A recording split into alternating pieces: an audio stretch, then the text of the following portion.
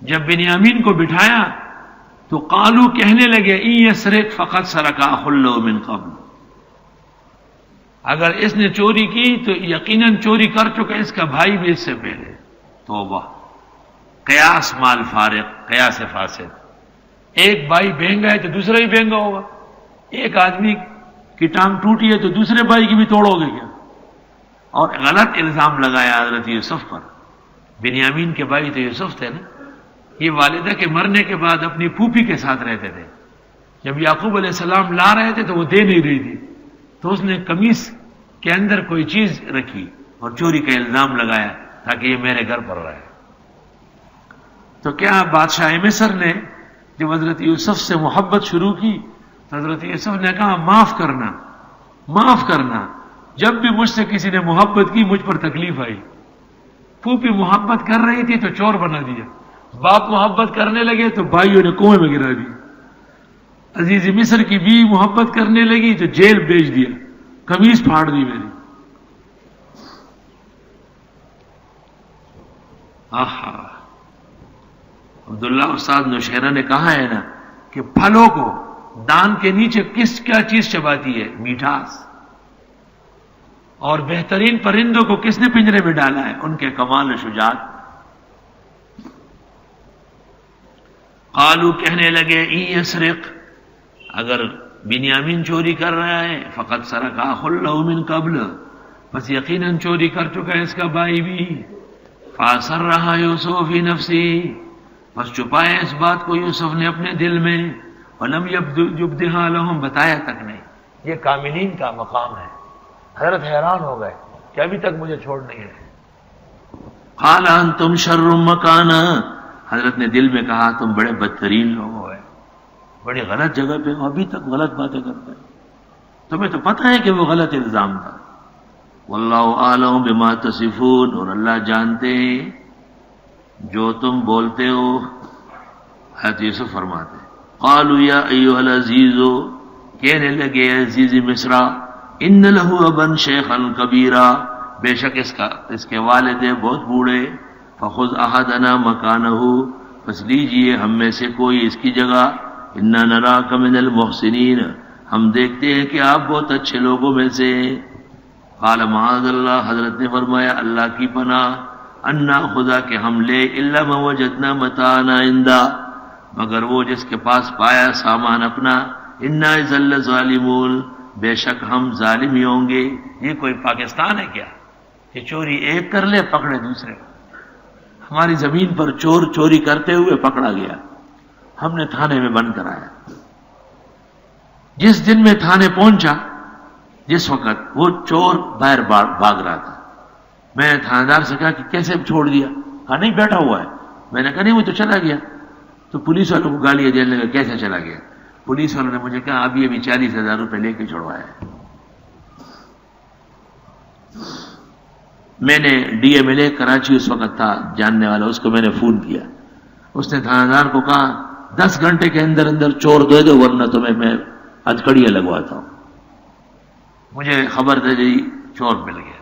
جب میں جا کے دیکھا ایک اور آدمی وہاں لیٹا ہوا ہے، خون مارا ہے، خون کیا ہے۔ کہنے لگا یہ نہیں ہے۔ میں نے کہا یہ کہاں ہے؟ کہا اچھا نہیں ہے، کہا مجھے تو یہ لگ رہا ہے، ایسے خاموخا۔ تو برادران یوسف نے سمجھا کہ یہ پاکستان ہے، کرے کوئی اور بکتے کوئی اور۔ خدا دی پلیتانو بالخلے، یہ تو حضرت یوسف علیہ السلام برسر اقتدار ہے۔ حضرت نے فرمایا اللہ کی پناہ ہم کیسے لے سکتے ہیں سوائے اس شخص کے جس کے پاس ہم نے اپنا سامان پکڑا ہے، ہم تو ایسے وقت میں بڑے ظالم ہوں گے۔ فلما استیئسوا منہ، جب بالکل مایوس ہو گئے حضرت یوسف سے، ہر طرح منت سماجت کی، حضرت نے ایک نہیں سنی۔ خلصوا نجیہ، جہاں بیٹے مشورے کے لیے کہ ہوگا کیا، جس سے ڈرتے تھے وہیں پیش آئے۔ قال کبیرہم، بڑے بیٹے نے کہا، بڑے بھائی نے، شمعون نے یا یہودا نے، الم تعلموا ان اباکم قد خذ علیکم موثقا من اللہ، آیا تم جانتے نہیں بے شک تمہارے والد لے چکے تم سے پکا وعدہ اللہ کا، ومن قبل ما فرطتم فی یوسف، اور اس سے پہلے بھی کتنی زیادتی کی یوسف کے ساتھ، فلن ابرح الارض، میں تو نہیں جاؤں گا یہاں سے، حتی یاذن لی ابی، یہاں تک میرے والد کہے، او یحکم اللہ لی، یا فیصلہ کرے اللہ، یعنی بادشاہ میں ربان ہو جائے، میرے بھائی کو چھوڑے. وَهُوَ خَيْرُ الْحَاكِمِينَ، اور یہ بہترین اور اللہ بہترین فیصلہ کرنے والے ہیں. اس بڑے نے کہا کہ ابا جان نے ہم سے پکے وعدے اور قسم لی، میں تو نہیں جاؤں.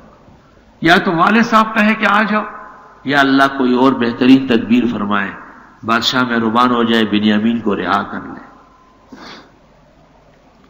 وہ تو وہیں بیٹھ گیا، اس میں غیرت تھی. ارجعوا الی ابیکم، چلے جاؤ اپنے والد کے پاس. فقولوا، پس کہو، یا ابانا، اے ابا جان، ان ابنک سرق، بے شک تیرے اس خاص بیٹے نے بھی چوری کی. وما شہدنا الا بما علمنا، اور ہم نہیں دیکھ سکتے ہیں مگر جن کو ہم جانتے ہیں. ہمیں کیا پتا تھا کہ چپکے سے پیالہ اٹھائے گا، اور ہمیں پتہ ہی نہیں کس طرح اٹھا کے رکھا ہے. یہ تو پکا چور سمجھ رہے ہیں. وما كنا للغیب حافظین، اور ہم بغیر دیکھے حفاظت نہیں کر سکتے. اگر ہم جھوٹ بول رہے ہیں تو واسأل القریۃ التی كنا فیہا، پوچھ لیجئے اس بستی سے جس میں ہم تھے. قتادہ کہتے ہیں مضاف مخصوب، واسأل اہل القریہ، والعیر التی اقبلنا فیہا، اور اس قافلے سے جس میں ہم آ چکے ہیں. سارے ملک مصر کو پتا ہے، سارے قافلے کو پتا ہے، ہم کیسے جھوٹے ہیں؟ وَإِنَّا لَصَادِقُونَ، اور ہم اس دفعہ بالکل سچے ہیں. قَالَ بَلْ سَوَّلَتْ لَكُمْ أَنفُسُكُمْ أَمْرًا، فرمایا اب بھی گڑ لیا تمہارے جیوں نے کوئی شرارت. مفسرین کو ویسے اشکال ہوا ہے، اشکال کی جگہ نہیں ہے کہ اب تو صحیح ہے، تو یعقوب کو کیسے پتہ ہے کہ صحیح ہے؟ حضرت تو یہی سمجھ رہے ہیں کہ تمہاری کوئی شرارت ہے، تم 10 کے 10 محفوظ آتے ہو، اور وہ ایک ماں کے 2 بیٹے، ایک کو پہلے گم کیا، دوسرے کو آج گم کیا. صبر جمیل، صبر ہی اچھا ہے.